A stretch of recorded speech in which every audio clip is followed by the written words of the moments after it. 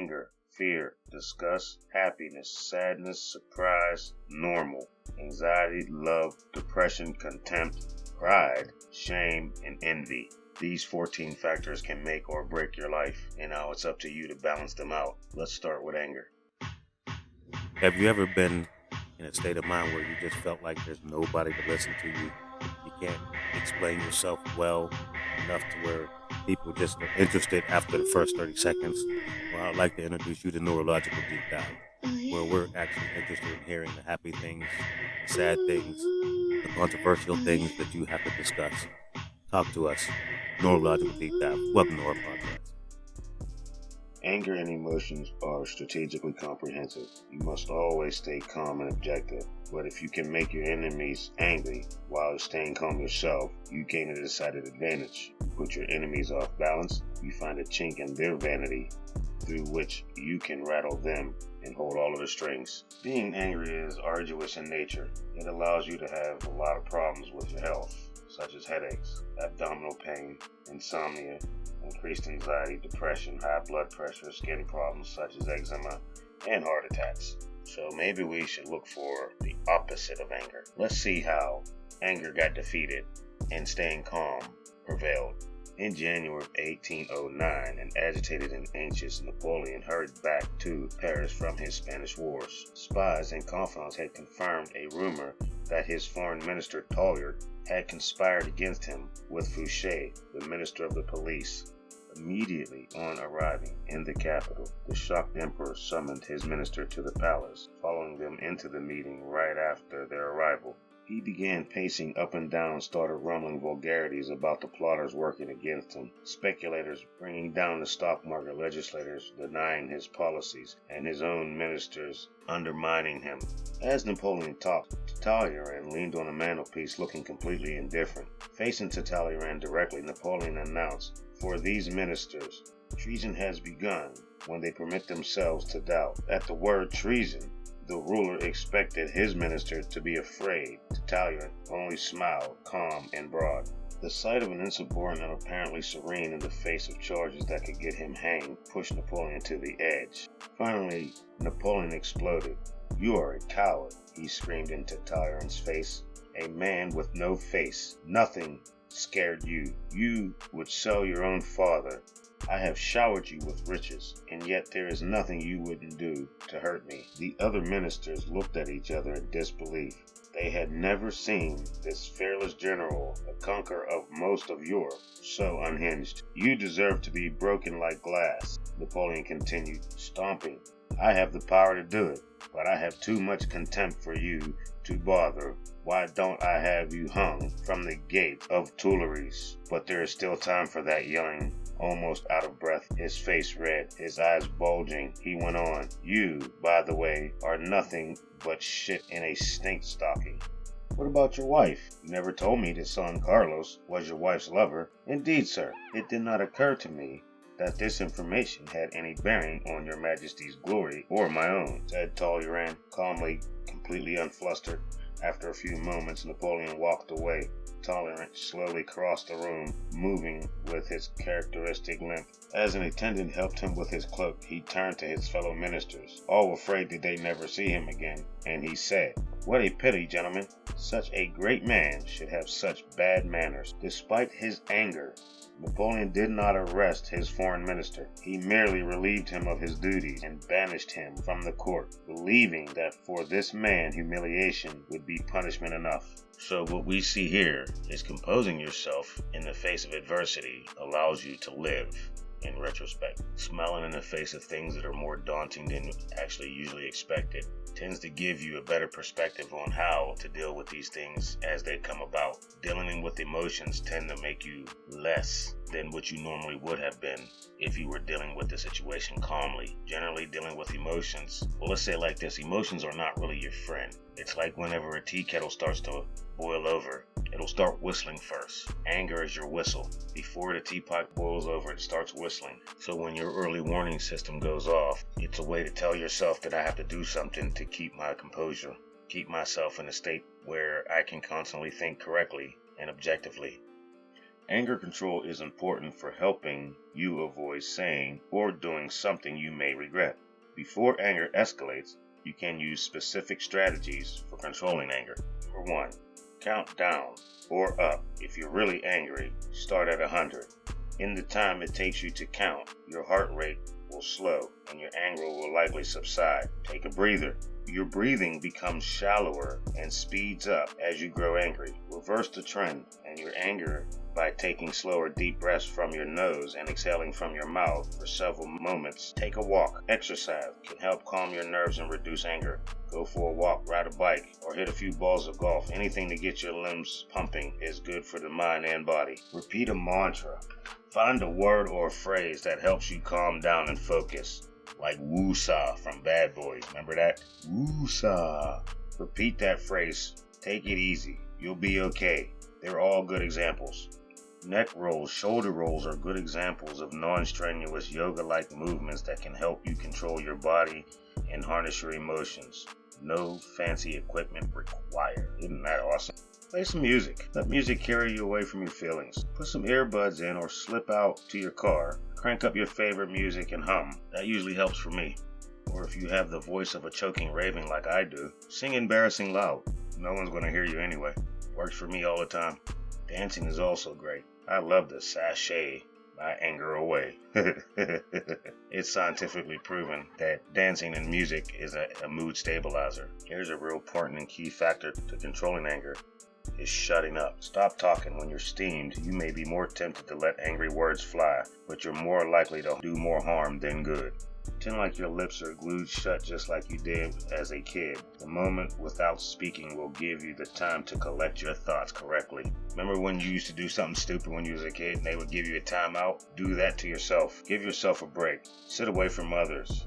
In this little quiet time, you can process the events and return to your emotions to a natural state. You may even find that this time away from others, it's also helpful for you to schedule it into your daily routine. Taking a time out for yourself should be part of your routine.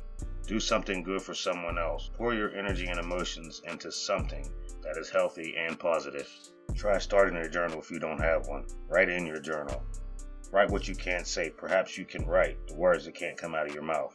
Jot down what you are feeling and how you want to respond to the process through writing. Writing words can help you calm down and recess the events leading up to your feelings. Finding the most immediate solution to the situation is optimal. Finding out what made you angry in the first place, fixing that, and not allowing that to happen again is key to success in controlling your emotions. How you respond to anger is also key. Reverse your response. Having an outburst prior to staying calm is a better solution, and most likely you'll be able to find a way out than a way in. If you are one who states that you are confident in your abilities and says no one controls me, well then that's a lie if you allow others or something to get you upset, because that's purely what it is. It is not them, it is you allowing these things to get you upset. So harness all of these things by being self-aware. Man, know thyself will always get you ahead of the game.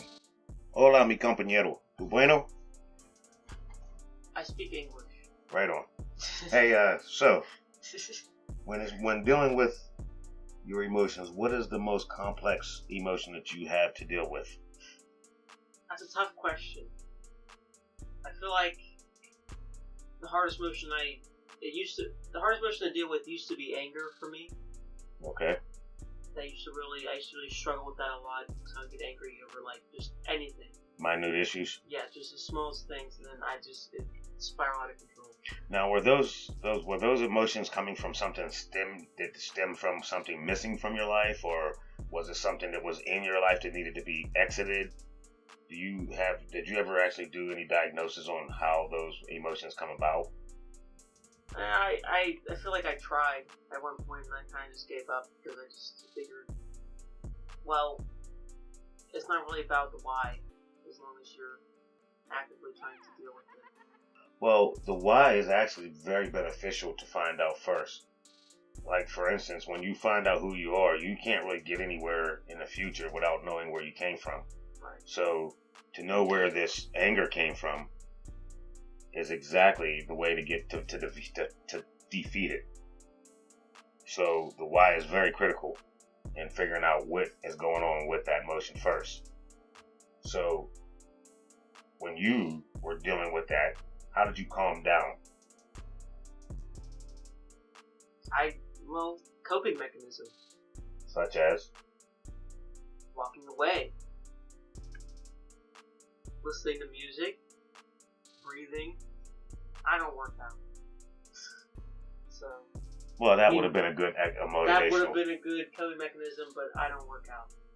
Yeah, that's pretty much, I don't know. I just kind of, at a certain point, I guess anger helped me to get over my anger. Because at a certain point, I just started getting fed up with myself, and I was like, So you got angry with anger, so it became a motivational tool. How about that? I think that's more what happened. No, I was that's very interesting. I'm sick of this. I'm just gonna stop it. And eventually, I just went away. Interesting enough, that's exactly how I dealt with fear. Yeah. Fear just got on my nerves.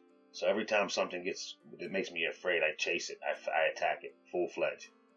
Yeah, I really want to do that. Like, it's what is it called? Immersion therapy or something? Mm-hmm. Because I have, right now, like I said, the emotion I struggle with most, it used to be anger. Now I feel like it's more anxiety. See, because I fear, or same thing. That's my biggest one I'm trying to get over now.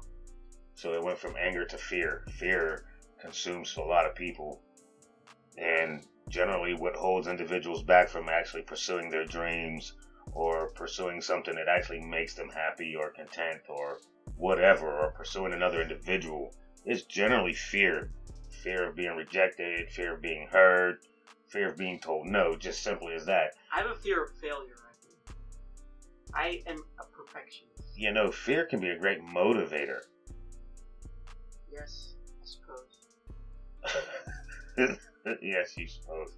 Well, the reason I say that is because having the fear can either stop you or push you forward. Just like when I was saying, whenever I have a fear, I attack it. So when I have a fear of, for instance, I have a social anxiety disorder. I hate being out in large crowds. I hate speaking in front of other people. So I attack those fears by being a social speaker. Just doing it. Finding out that most of those fears were unfounded in the first place. Right? Which tend to makes you wonder how much time you have wasted on these idiotic emotions. I know, because I already see it starting to happen because I used to be so much worse. That's why, I don't know. I'm definitely getting better, but I used to be, because I feel like working in general kind of forced me to push me out of my shell. Yeah, that comfort zone is not really the best place to be all the time. Right, and now that I'm becoming a manager, I think it's going to even do it more. Like, so I'm going to have to start talking to customers, talking to my boss. I'm going to be having keys to the place. I'm going to communicate with these people, which I've never really done before, but I think it's a good thing for me. So it kind of forced me to just jump in the deep end and get over it. These irrational fears of what? Of what? Of what? Like what? Them There's a huge question mark there. I really don't know. I don't even know. What? That's the thing. I don't know what I'm afraid of half the time. I just am. That's what I hate. That's disturbing. Because we find ourselves a lot being afraid of things that don't make any sense. And we don't know why we're afraid of them. We just know that we're afraid of them. Like, I'm not afraid of the normal things. Like, you can throw me in the deep end of the ocean, put me on a skyscraper, I'll be having a blast. But fucking put me in front of a few people and ask me to tell them about myself? No, I can't do it. Like, I'll shrivel up and say like 2 words. Right. Even sometimes it happens to people that I'm comfortable with. Like, just certain questions or whatever the fuck, I don't know. I don't even know how to explain it. I just get silent. So you get fear. It's consumed with anxiety. Fear actually, and anxiety, fear, it scares you stiff. Mm-hmm. Like I had my brother-in-law one time, we were chopping down a tree. And he asked me, he says, "Hey, do you have a big ladder?" I was like, "Yeah, I have a 60-footer. So I went and got the 60-footer, loaded it up on the truck, took it back to the tree, put it up for him. And then I went in the house to get some drink. He came out of the vehicle and climbed the ladder. Well, when I came back out with my iced tea, he was stuck in the middle of the tree. Just standing there. He was just standing there. He was just there. He really didn't know what to do. And I said, so what's going on, bud? And he goes, I'm stuck. I'm stuck. I'm like, what do you mean you're stuck? You're just in the middle of the ladder. Just go up or down. And he couldn't move because fear had him paralyzed. Had him immobilized. Completely immobilized to where he couldn't go up or down. He just stood there. That's exactly what happens to me whenever I'm in an anxious situation. That's exactly what it does to everybody. It paralyzes you and leaves you immobilized to where you can't progress or degress but the thing in is, your life. But it happens to me at the most fucking randomest times, like when I'm talking to a normal human being. Because these things are not on your time. Right. It's like, But the dealing with them is on your time. Absolutely. Dealing with them is exactly then. As soon as you see it coming, there's the whistle. That's the teapot boiling over. There's the whistle. That's when this means, okay, we got to start dealing with it. So now we work on coping mechanisms. You get what I'm saying? To dealing with this issue.